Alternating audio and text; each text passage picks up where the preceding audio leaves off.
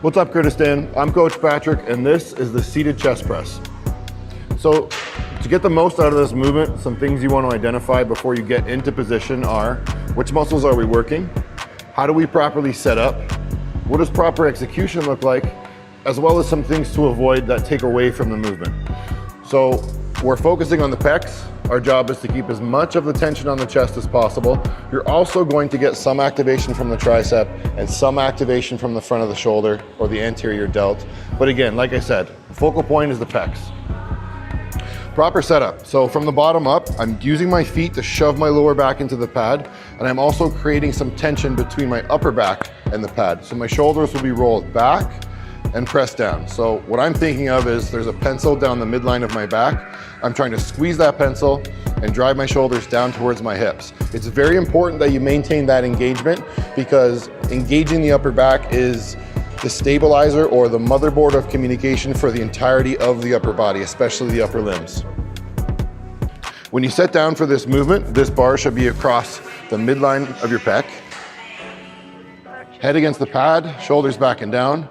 Engage your abdominal wall, so I'm sucking my belly button in towards my spine. Big deep breath before you move. Now in the bottom position, there's this small space where there's no tension. So I want to push into the bar just a little bit to get tension on my pecs.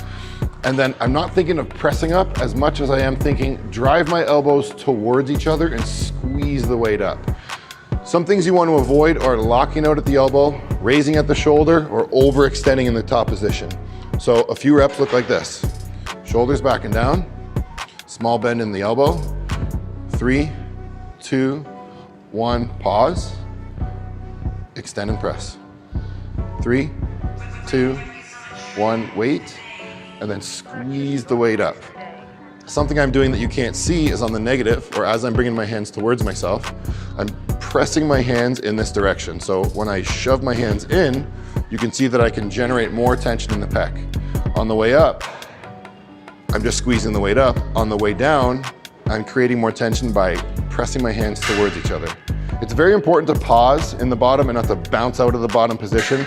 The shoulder is a very special joint on the body. It's the only joint that rotates 360 degrees. All the other joints flex and extend.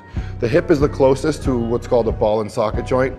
But again, with your shoulders, pay special attention to the bottom position. Create a pause, contract, and then squeeze through the contraction.